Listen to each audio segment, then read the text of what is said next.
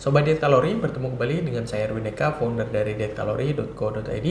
Dan di kesempatan kali ini saya akan membahas tentang 6 rempah ya, atau herbal, atau ya beberapa merupakan bumbu dapur gitu ya, yang terbukti efektif untuk membantu menurunkan berat badan. Jadi ada 6 jenis.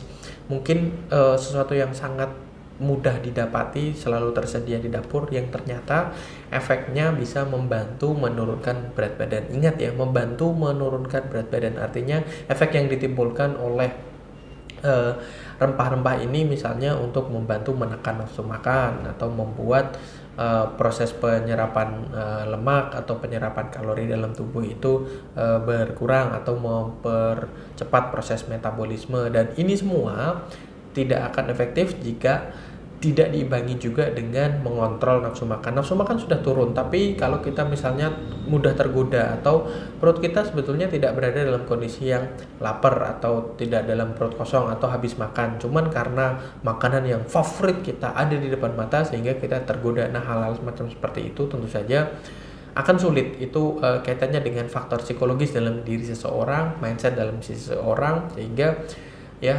rempah-rempah ini pun tidak akan bermanfaat banyak ya. Yang pertama ada 6 ya.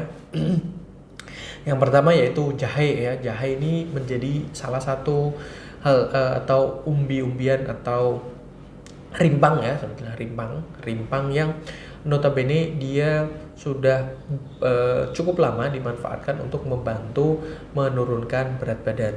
Jahe bisa membuat tubuh kita merasa kenyang. Banyak orang yang membuat infus water dengan menggunakan jahe ya. Jadi ketika mengkonsumsi infus water dengan jahe tersebut, dia merasa kenyang, dia merasa tidak gampang lapar, dan juga jahe mampu terbukti untuk mempercepat proses metabolisme tubuh seperti itu. Terus kemudian yang kedua ada ginseng ya. Ginseng mungkin agak sedikit sulit, tapi sudah banyak juga ya di sekitaran kita, di toko-toko obat herbal atau Shinsei dan sebagainya. Kita bisa mendapatkan ginseng ini ya, dengan cara direbus ya, terus kemudian diminum airnya gitu, atau dibuat infus water juga ya untuk ginseng yang masih segar gitu ya, diiris-iris terus kemudian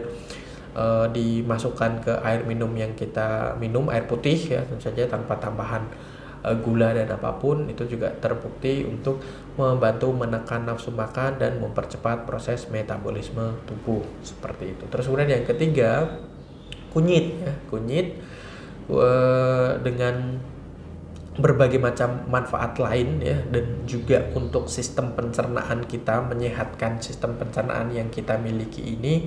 Nah, kunyit juga salah satu manfaatnya bisa membantu program diet yang sedang kita jalani. Kemudian yang keempat ada kayu manis. Nah, kayu manis ini ya menurunkan kadar gula dalam darah juga gitu ya, menjaga kadar gula dalam darah senantiasa stabil ya. Terus kemudian ya kita tahu bahwasanya gula itu adalah karbohidrat, dan gula, terutama gula pasir, gula yang biasa kita konsumsi ya, itu mengandung glukosa, dan itu juga ketika tidak dipakai oleh tubuh kita dalam beraktivitas, maka akan disimpan oleh tubuh ya, nanti dikonversi jadi glikogen, kemudian dikonversi kembali akan menjadi lemak seperti itu. Nah, kayu manis bisa menghambat proses tersebut seperti itu. Dan kayu manis juga kaya akan antioksidan sehingga cukup bagus untuk dikonsumsi. Kayu manis bisa kita buat semacam seperti teh ya, direbus dengan air gitu ya, terus kemudian disaring, dikonsumsi hangat-hangat seperti itu. Terus kemudian yang kelima jintan ya. Jintan biasa saja, atau mungkin kalau ada varian jintan hitam ya, atau habatus sauda, itu juga bisa membantu untuk menurunkan berat badan seperti itu. Ada suplemen jintan hitam dalam bentuk minyak ya, oil gitu. Nah, minyak dari jintan hitam itu memiliki daya kerja semacam seperti olive oil. Dia merupakan lemak baik gitu ya, mengikat lemak jahat dan juga mengeluarkan atau menurunkan kadar lemak dalam darah seperti itu, yang akan sangat rentan terhadap gangguan fungsi kinerja jantung seperti itu. Dan yang terakhir, yang keenam, yaitu kapulaga.